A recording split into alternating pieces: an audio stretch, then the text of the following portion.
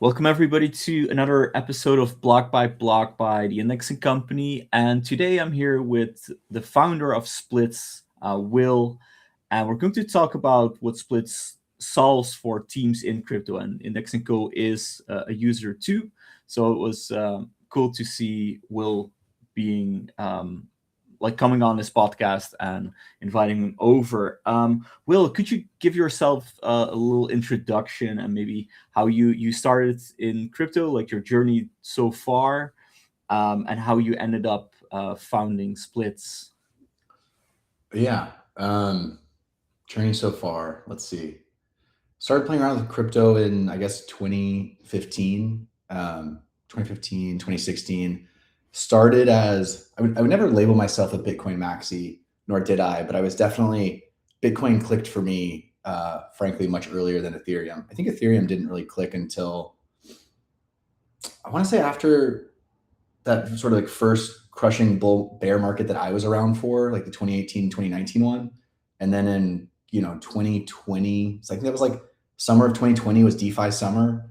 And I kind of like checked back in on the space. I had my Bitcoin bags and I had everything else. And then it was like, Uniswap was around. I think Aave and Compound were around. And I was kind of like trying to understand these things. I have a sort of deep technology background, but then also spent a lot of time in finance since school. And DeFi just like clicked for me very concretely after I learned more about those protocols, and I've kind of been going down the rabbit hole ever since.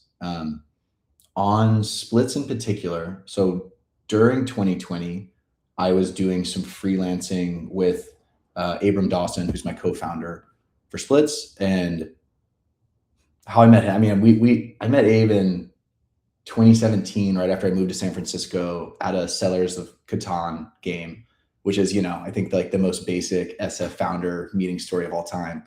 But we kept in touch. I was working on some AI startups at the time. We kept in touch. And then when I eventually shut down my last of two or three AI sort of startup attempts I'd made between 2017 and 2019, I started freelancing with Abe, and we just really liked working together. And so after doing that for about a year, we decided we wanted to start something. We tried a few, we went really broad early on in the ideation, but what we found is every weekend we just kept sending each other links of things happening in crypto. And one day we just had a conversation where we're like, why are we building all these other journaling apps and widgets and this like investing platform to rate your investors called Angel Rank? We did all these like quirky ideas, but we kind of were both clearly sort of being very intellectually drawn to crypto. And so we made the commitment to try building something in crypto. And from there, we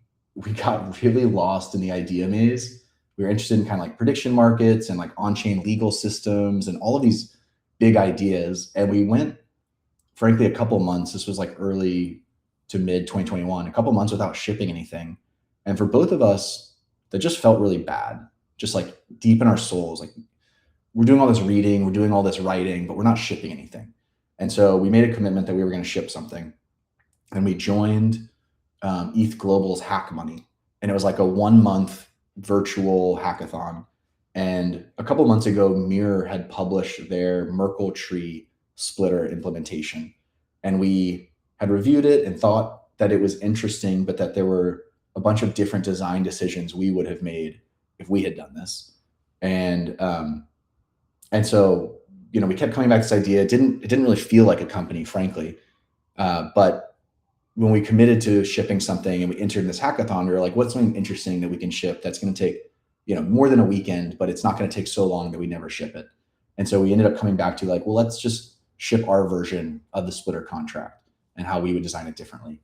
And that ended up being what we did for the hackathon, and it won. And one of the judges reached out about investing, and things kind of just took on a life of their own from there. That's probably a much longer story than you wanted. There it is. Well, that is a good story because like a lot of hackathon projects just like die out or people just go for a prize. But I think this is what a lot of hackathons really want to see: actual companies being spun out. So what made you stick like actually spin up the company. Of course, like a push from an investor that sees something in you guys and the idea. Um, but Yeah. how do you go from like a hackathon project to actually deciding this is a good business, or this is a business we want to be in? It's a good question. The business part of splits has always been its biggest challenge, I think. So not only were all of the judges very enthusiastic, we got investor inbound. We also had a bunch of conversations with people who heard about it and wanted to use it, or heard about it and wanted to have a conversation of, hey, my needs are X. Would this implementation work for X? And sometimes the answer was no. And other times we thought about it and we made a slight tweak to the protocol, and all of a sudden it did work, and that unlocked a lot of new adoption and new conversations and stuff like that. I think one of the examples was, gosh, and now I've forgotten. It might be Trent from Protocol Guild, and he wanted to be able to. The original splitter version was totally immutable. There was no way to update it after you launched it, and I think his request was like, "Well, is there a way that I could update this?" And we thought about it, and now if you look by volume, I would guess like 90% of volume goes through the mutable version. And then we had Matthew Chain reach out, and he was like, well, you can update this, but can you have a smart contract update it? And we were like, actually, yes. And so from that, we ended up working with Songcamp in their like Camp 3 Chaos Camp, and launching Liquid Splits. And Liquid Splits, I think, has never gotten the adoption that I hope it will get one day in the long term. But the idea just being that you have these NFTs and they represent shares. And so rather than being like an admin who updates it, it gets updated by people transferring their shares to different people. And so it kind of looks a lot more like an on-chain cap table. And I guess maybe going back to the second part of your question, like there was just enough interest from users that we figured, we don't know how this is going to be a business, but if there's enough people using it, I feel like we can probably figure that out. And whether that's true or not, I think has yet to be decided at some level. I'm gonna pause there. Okay, okay. Yeah, so it feels very like user driven. Like they see something in the contracts, like functions they are interested in, but they're missing like a feature. I think that's a good way to build, because that way you actually know there's like people who need it and will use it. But what's the whole like toolkit, or like the whole protocol splits is now? Like it started as like this payment contract, you like split these funds. But it's way more now. Like I think you've added like swaps, like you have your portfolio viewers. So yeah, could you tell like what splits is nowadays? Yeah, so we started with this very simple splitter contract, and it does basically pro rata payouts. And one of the things we noticed early on, is that sometimes people would launch mutable splits, have a certain payout set, and then after a certain amount was paid out, they'd update it to be a different payout set. And so we ended up seeing that behavior on chain, we ended up launching another little money Lego called Waterfall, which does sequential payouts. And so you could mix and match that with splits to kind of have the thing that we saw people doing manually happen automatically. And we basically just kept, talking to users and hearing needs or observing patterns in the data that would suggest to us that there was sort of like an unmet need for a new primitive, a new money Lego in a way to process revenue. We were very focused on these like flows of funds that were on-chain native. And yeah, so the one that came after that was a swapper, which allowed you to receive any token type to an address, and it outputs a single token type. And then you can compose that with a split to get what we call a diversifier, although the name is not as loved as some of our other names. where you say like 50% of my revenue, just turn it into USDC and put it into a tax account. And I don't even want to see it. And that came out of a conversation with Jonathan Mann, the artist, singer, musician, who I'm sure that I'll get the details wrong, but sort of towards the peak of the 21 bull market, he did a very large NFT sale, took proceeds in ETH, and then by the time the tax bill came due, ETH had crashed, and he actually owed more in taxes than he had in Ethereum left. And so there's this big realization for him that like, oh, I should have been more responsible with how I managed that income. I didn't think about the currency risk, the balance sheet risk that I was taking by holding all of this in Ethereum.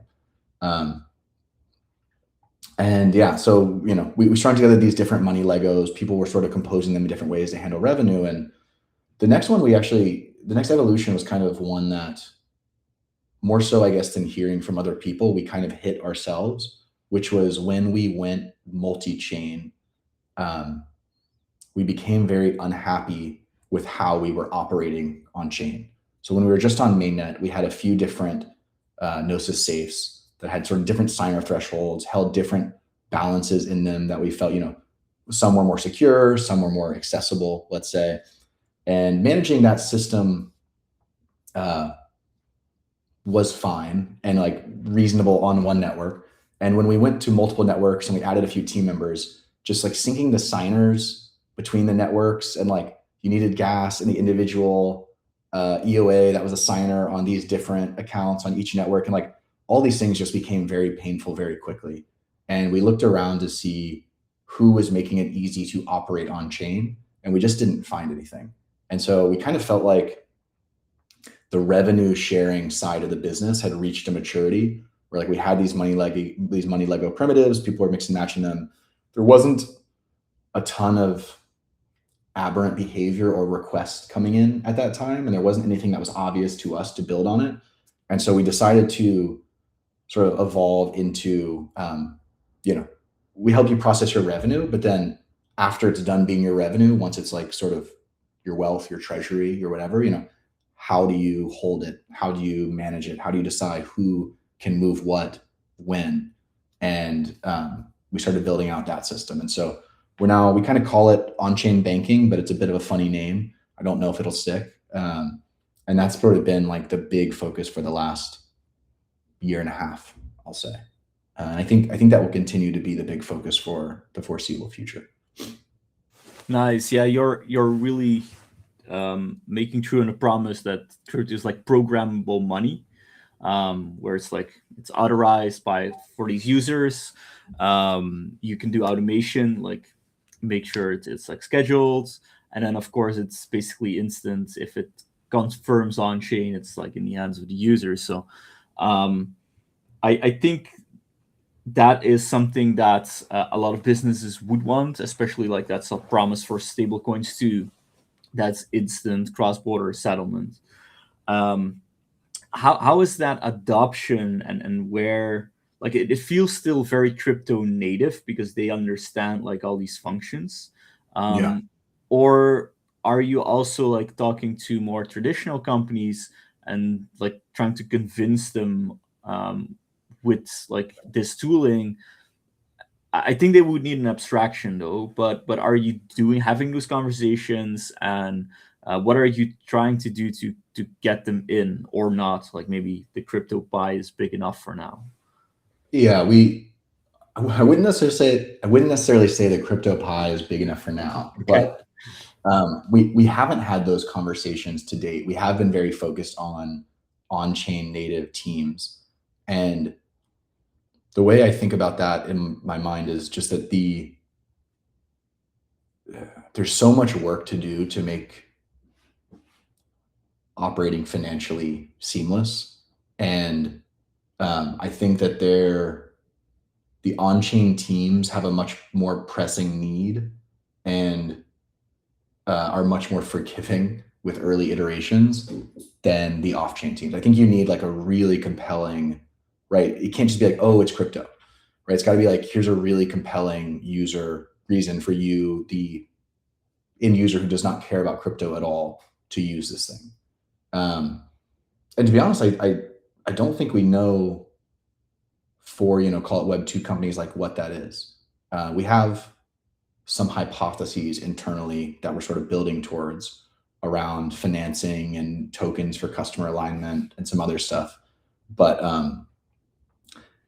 as far as like a sequencing strategy went, it made a lot of sense to start with the teams who already have on-chain revenue, often that we have relationships with because they're using our contracts to process that revenue, or they have an on-chain treasury and they need to manage that or something like that. So we're trying to sort of make the product really great for those teams, and then we'll start to think about how to cross the chasm, so to speak. And hopefully, I think I'd like to believe that we'll get to take a few shots at that later this year.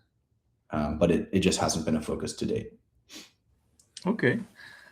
But I see there's also like quite a benefit in having these on-chain users, because now they can actually integrate with your smart contract. So it's also a more technical user that directly is viewing these contracts and trying to figure out like, hey, what functions are useful. Do you also see like community participation or like more feedback or tool building around your smart contracts, or is it more, as you earlier said, it's just some request you get and then you build for these users? I think probably at this point, it's probably like 90% requests and pain points. And then you probably have like 10% of users that are, I hesitate to say they're like building around the contracts, but they are much more technical and they're willing to set up their own server keys that can borrow some like certain permissions from a smart contract. There's kind of some interesting people doing some work with agents where, in teams, you have this system of accounts, right? It's not just one account, it's a bunch of different accounts. And you can sort of grant an agent permission to spend from a single account, and it will track all of the accounting and finance work for you. And it will also sort of give the human visibility into what the agents are doing, right? They can see all the transfers, they can see everything. And so, there's some interesting people that are sort of like pushing the edge on that front using Teams at the moment. But I'd say it's a relatively small group overall still. That still sounds very cool. I always like when people get creative with your product, like push it to these limits, because it might give you new business ideas or suddenly a new market to tap into. And of course, like it shouldn't be that much different on chain if it's like a real user or a bot interacting or an agent, as long as you give it the right restrictions, authorization where it's needed. Right. So that's, I think, an interesting topic too. Just payments in general. Like, how is this being used? Like, of course, agentic commerce, like X402, was a hot topic, or is still a hot topic nowadays. How does splits fit in there?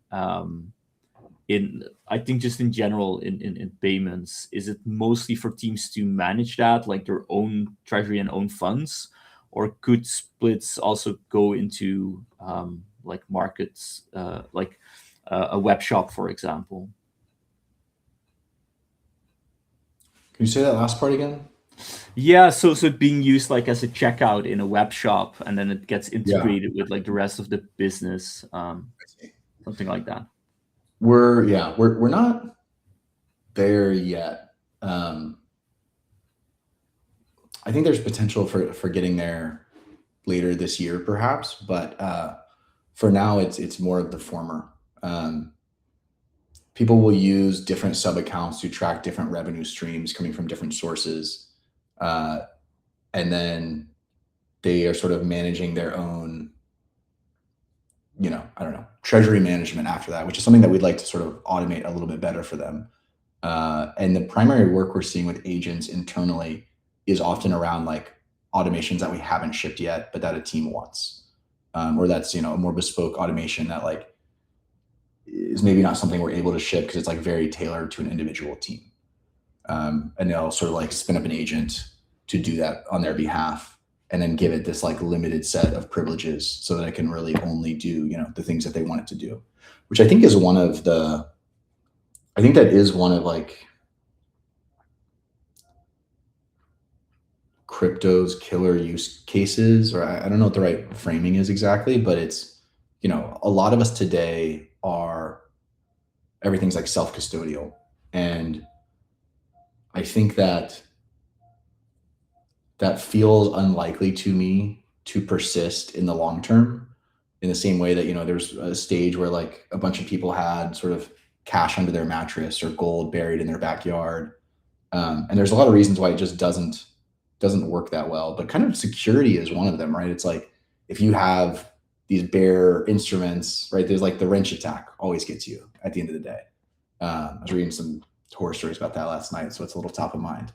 But I think what crypto allows you is it does allow you to do self custody, and that's great. And the fact that it allows you to is very important. But I think more importantly, it allows you to program custody, right? To be very specific about who has the right to move what when, and to like really codify that at a level that, no one can break. Whereas, right, like if you and me spun up an LLC and we were like, you can only move funds in this LLC if both of us sign off, and then we like open up a bank account with Wells Fargo, Wells Fargo doesn't have like software to make sure that that's true, right? They just kind of like work with you to hopefully make sure it happens. But there's also a lot of trust between you and me. And it's just like, well, if you move things without a signature from me that's well documented, I'm going to sue you.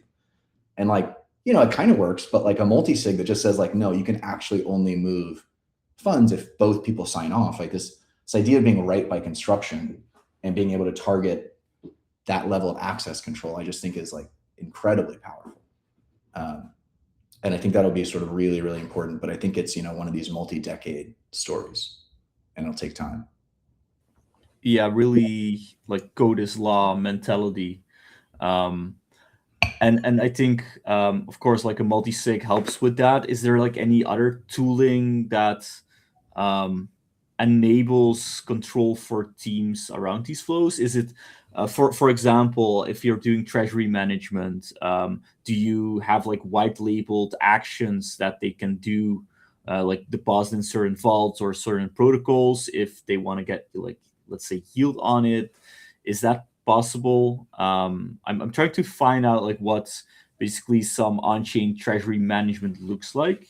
If like, I think that's Yeah. the benefit of holding your own assets and holding them on chain. You can also get yield on it, like basically be that composable bank, and you're doing a lot on the authorization part basically, but um, there's a lot of actions you could do. So how does that look like, and how do these teams use splits right now for managing a treasury? So right now we integrate with Aave, so it's really easy to take any sort of like idle USDC you have, move it into Aave. We actually just made it so you can sort of swap into and out of Aave directly. So rather than thinking of sort of swapping into and out of USDC, right, we're kind of like abstracting the USDC way, and actually the thing that you're now thinking of is like the primary thing you hold, swap into, swap out of, send even, right, is like the yield bearing form. There's a lot of stuff around rebalancing that we want to look at, and actually sort of automations in general is like a big focus of ours towards the end of Q1, I think. But right now, a lot of it is sort of manually done around this sort of Aave integration, and making sort of moving into and out of it again, like very seamless. But over time, yeah, rebalancing different yield opportunities. Those, I mean, frankly, those are the two biggest buckets that come to mind. Yeah, you'll quickly get into a role of either like an asset manager yourself or more of a curator in that way.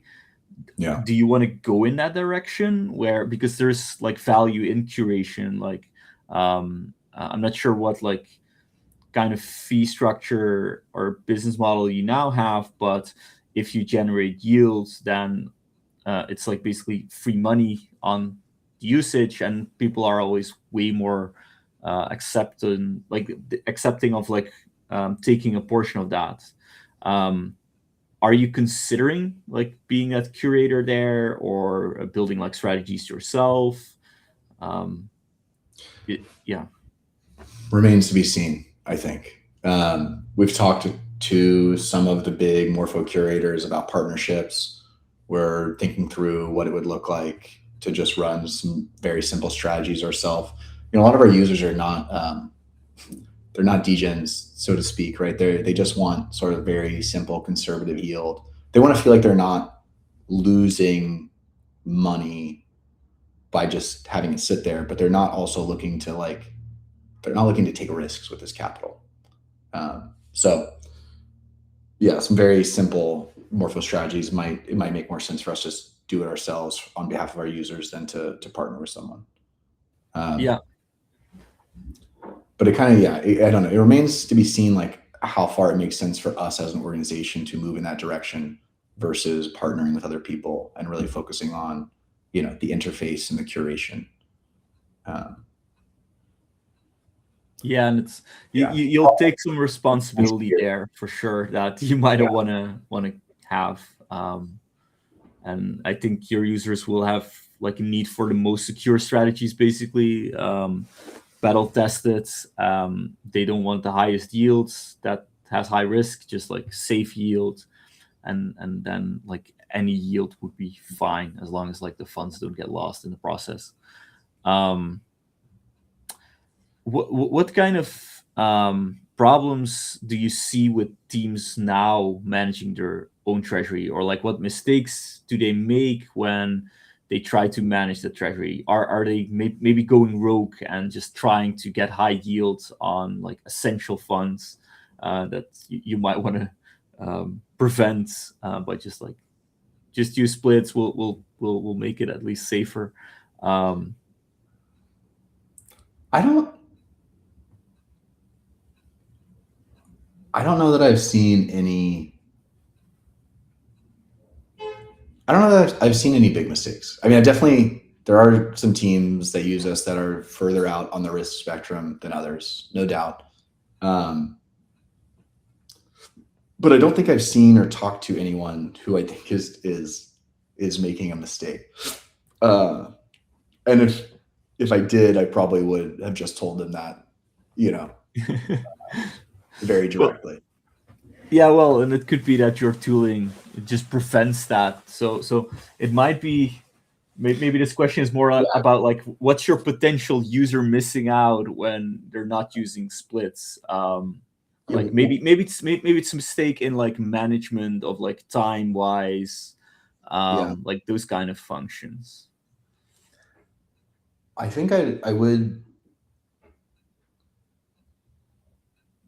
I think people maybe reuse accounts too often, and I would push them towards.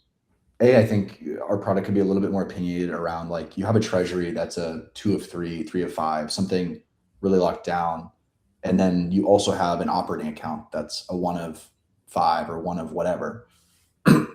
um, and then being really disciplined about like connecting your treasury right through Wallet Connect anywhere else. Like you can do it, but if you're receiving a grant, and they need you to Wallet Connect somewhere, like you should probably just spin up a new account, use that, then move the funds into the treasury, and then archive that account.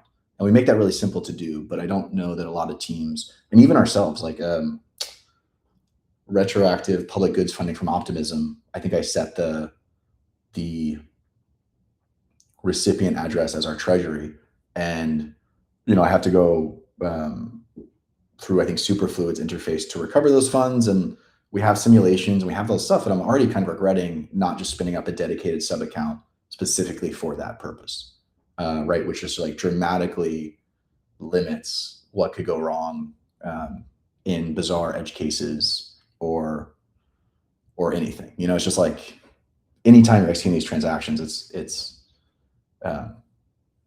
you should understand the assets that are at risk, and you should plan properly around limiting that as much as possible. And so, yeah, I think the tendency is to just like have a single account and just use it for everything. And maybe it's like a one of three because you're a small team and you trust everyone.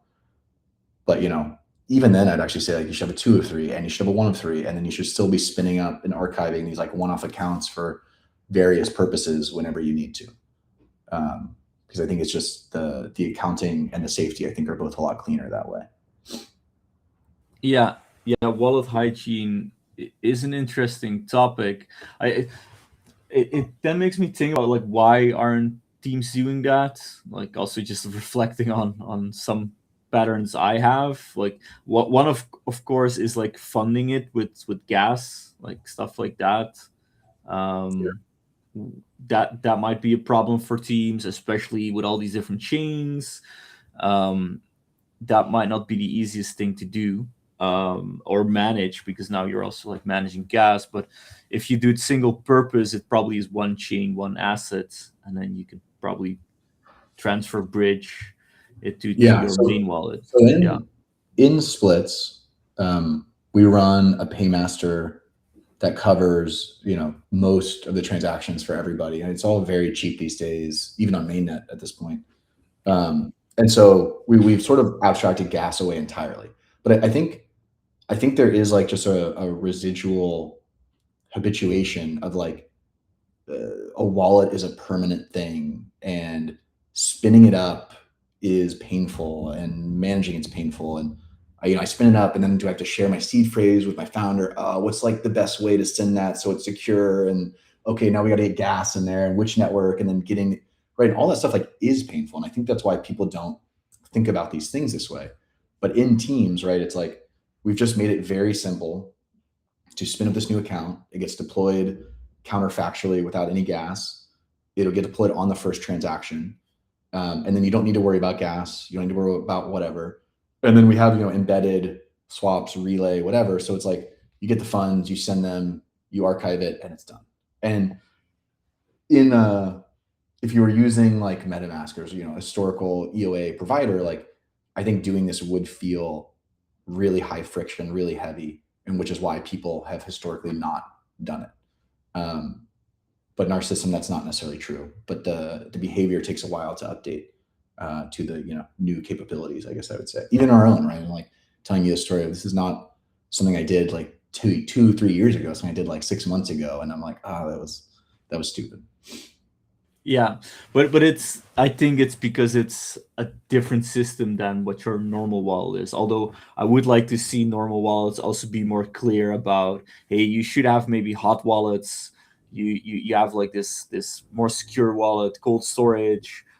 Really make a distinction and educate the user a bit more about that, and even like do some alerting around that. Like, hey, this wallet is actually getting big, but you have a seed phrase like just stored on your computer. Like that Yeah. is very risky. And I still see nowadays on Twitter where people just like get these hot wallets just hacked because of like some drainer or something. So that's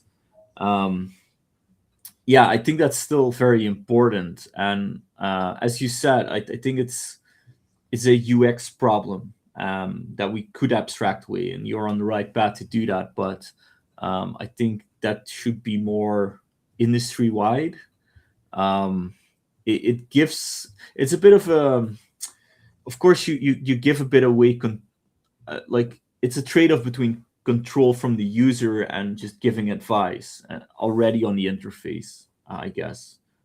You could still have toggles like here's the without advice setup, but I think it would be smart to just start advising user on like, hey, this is the better thing. Like most advice you guys like, make sure you copy the seed phrase. Yeah, sure. But if I Yeah. click it away, it's away. So Yeah. um, yeah, I think some wallet builders should do a better job with that. And like, I think it's great you're already thinking about it from a company point of view, like for companies. Um, but it would also help single users, because in my opinion, there's not a lot of difference between crypto users and crypto builders. Like it's all the same. So I think you'll see the same patterns with just retail users or anything. Yeah. Funny enough, one of the things we have noticed, right, is like off chain. When someone gets sufficiently wealthy, they kind of like turn into a family office, right? There is this there is a lot more fluidity sort of between like retail, prosumer, business than I think people recognize. And we've actually just seen that a lot of companies that onboard to splits to manage their treasury, oftentimes founders and team members will actually start using it for their personal on-chain treasury management as well. And so that's been a very interesting pattern to observe over time. We haven't quite figured out how to lean into that exactly the right way, but like it feels very, very like a very meaningful signal for us. Yeah, I think it is. um, Again, like users misusing the product, although like it's not really misusing; it's for the better wallet control. But yeah, it's a good sign that there is a need personally then too, and it's just tooling that you can apply everywhere. Um, I think I have like one question left, and I think it's like, what will we see? Do we see this go? Basically, we touched upon some like treasury management, like getting more yields. Your a great UX layer for these wallets, and like it's not really it's I wouldn't call it banking, but it's like banking functions, and then you tap into the whole broader crypto ecosystem. So what else can you tap into, or like what functions do you still want to build from like traditional finance that still have to come on chain, or stuff that is just not possible in traditional finance and we can actually do with blockchain?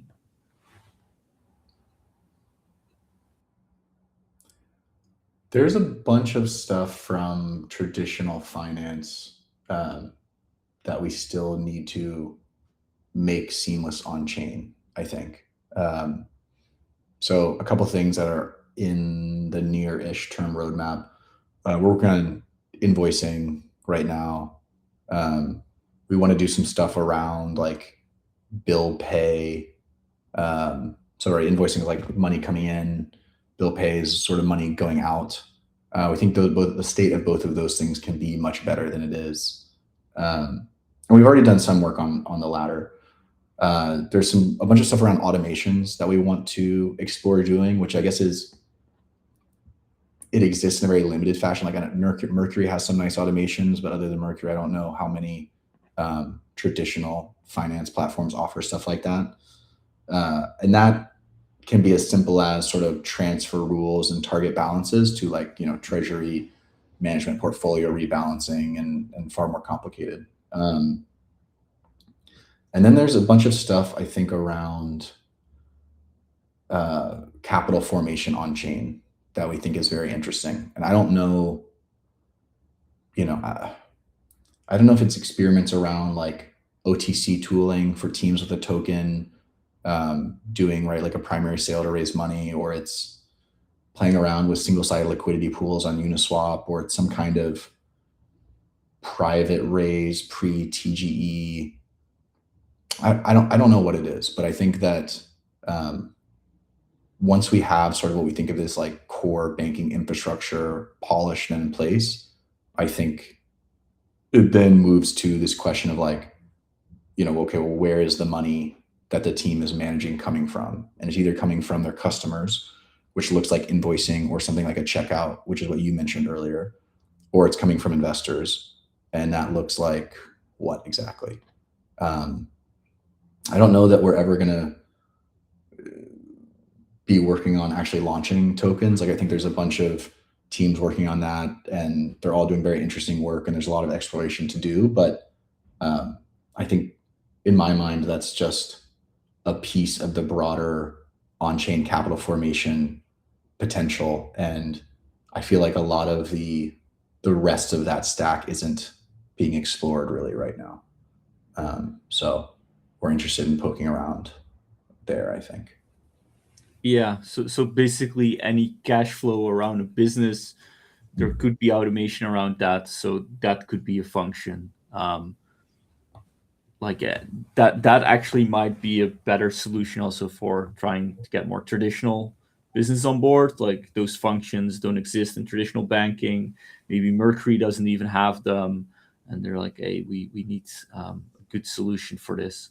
Um, and of course, crypto is always about tokens, but I think there's people really realizing right now like tokens aren't the solution for everything, and especially not for a healthy business. Um, so yeah, I think that's also a better customer base to serve, because those businesses might be more sustainable and more longer term users for you.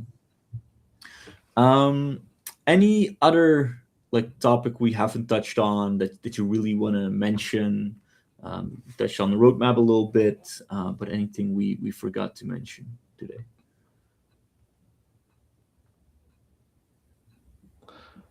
No, I just keep coming back to this idea of programmable custody. It feels like there's so much work to do to make that great. But you can imagine a world where like you're not self-custodying your funds, but also, a single institution doesn't have control of them either, right? It's like Coinbase has a share and some group in New Zealand has a share and some group in Switzerland. Almost maybe looks like the VPN market a little bit or something, where you have these like different entities in different jurisdictions that have different local protections that are valuable. But in this case, you get to like mix and match a group of them.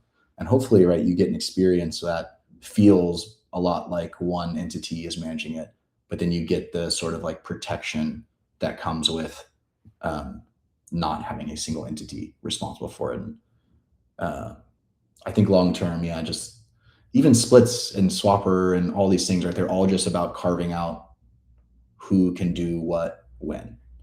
And so definitely just want to keep, I don't know, spelunking down that cave or whatever. Yeah, it would be cool to see like cross company flows being automated that way. So um, that's an interesting thought that I haven't really thought about. But yeah, sounds amazing. And I think yeah, we'll be a user anyway, and we'll see what you come up with. And us also like focusing a little bit on the payment side, but also trying to get our customers to like pay on chains. I think that will be something we'll definitely explore together with you. So thank you for building cool product. And thank you for coming on this episode. Yeah. Thank you for having me. I appreciate your Yeah, time. thank you. Well, and to listeners, thank you for listening, and see you in another recording of Block by Block.